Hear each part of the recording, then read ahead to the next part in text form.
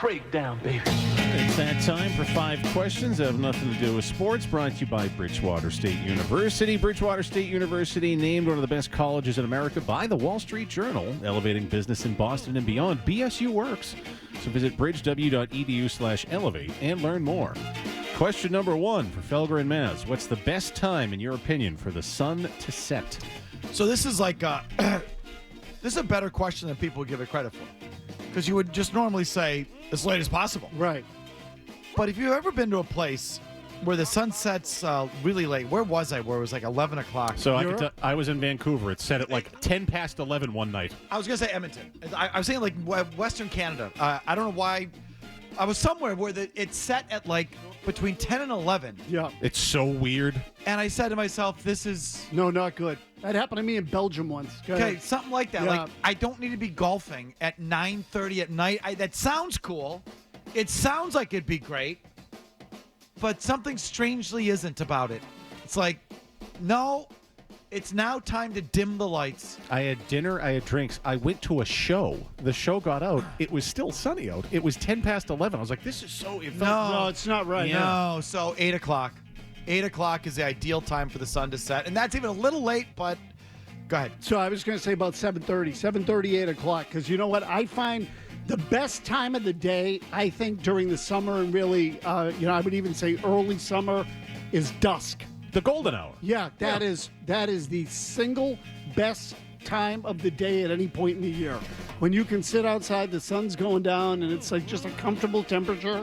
But so to me, 7:30, 8 o'clock is about right. Yeah, that's the sweet spot, like 8:15. But anything later than that, it's a little too weird. Question number 2: which is a better addition to a home, an indoor fireplace or an outdoor balcony? Not even close. There's a couple of these that are not even debatable. Outdoor balcony. Balcony. Breathe. Wind, space, outdoors. Can I get out? I told you, I just recently moved.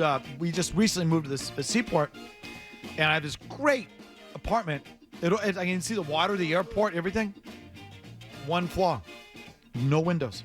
Oh. There's no window. There's not even a crank window. I can't even all I need is just some hotels have them where you can just crank the window. Yeah. Sure, yeah. Yeah. Just let me smell the air.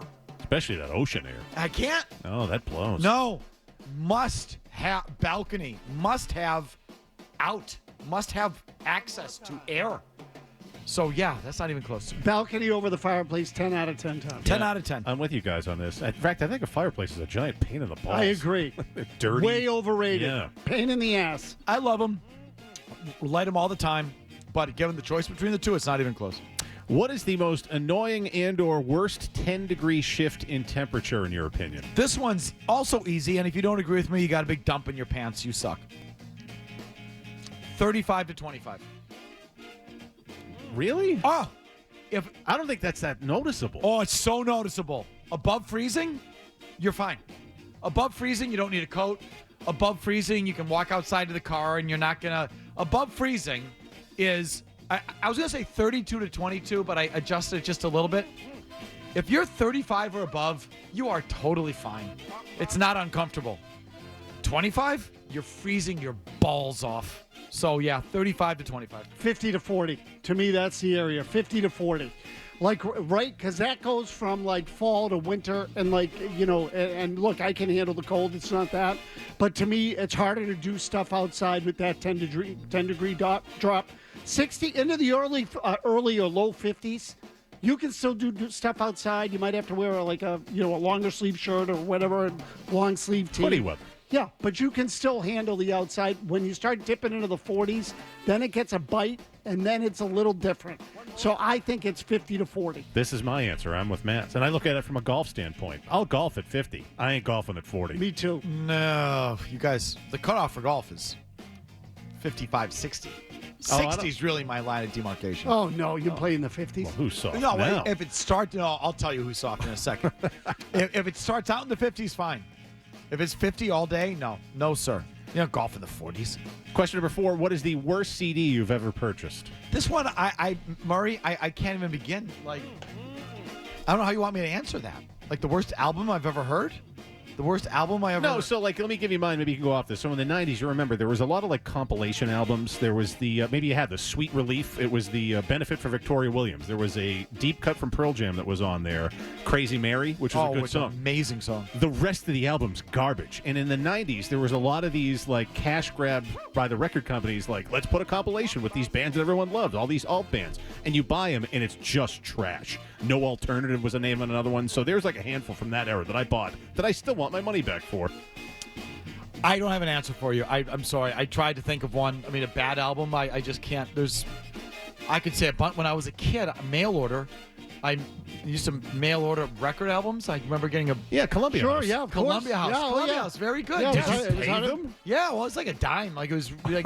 It's Yeah. how to build your collection. Yeah, right. And then you cancel. Yeah, it's exactly right. Exactly what I did. And they sent me a compilation of love songs.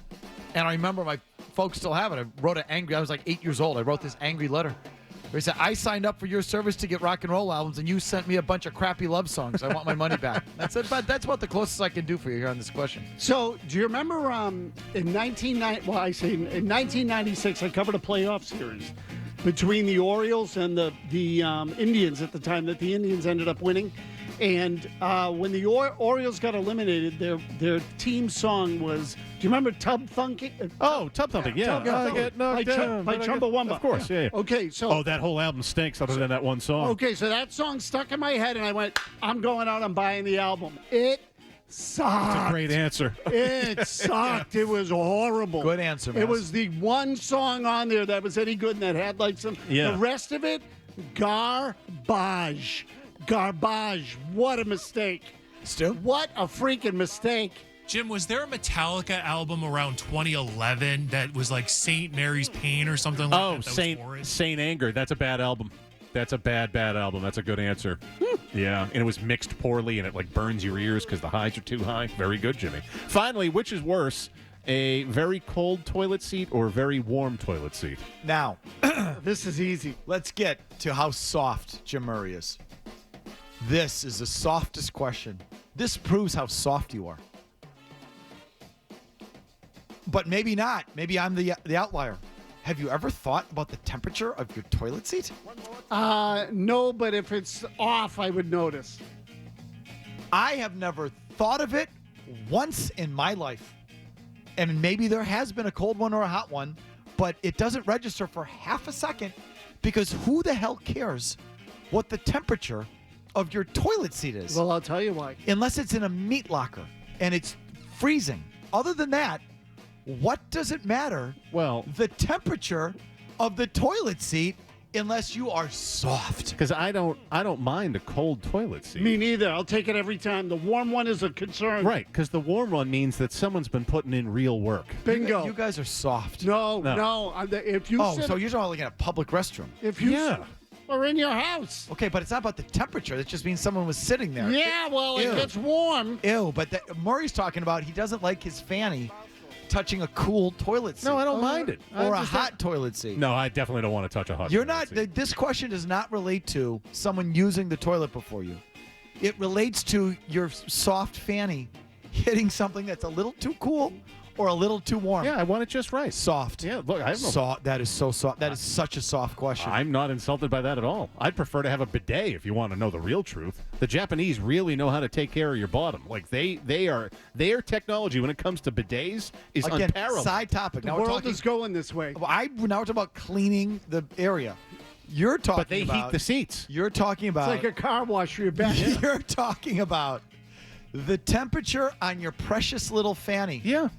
Do you understand that when you sit there in about 5 seconds, it's going to just moderate to whatever you are, and it doesn't matter? Cooler the better. The cooler the better. I'm with Maz. You It's two like are cool. It's like soft. sheets. Yeah, I was just thinking the Yeah. same thing. I want to get Soft. into a cold bed, not a hot Soft. bed. You guys are soft. No, I'll take cool every time. In fact, in 95 instances out of 100, I would rather have cold than hot. Yeah, no, me too. Except the toilet seat doesn't matter. Oh, no, it does. Because in 5 seconds, it just moderates. The to last thing you whatever need to your do- temperature is, it's going to The be. last thing you need to do is sit down on a very warm toilet seat knowing that the person that was just there That's was different. If we had a singular one shooter in this whole building, or me or Jay Stu just came out of it, and you really had to sit Out. there- I'm out. It's not about the temperature of the seat. It's the fact that you filthy animals were just sitting there. because you don't want to feel the heat. It's not the heat.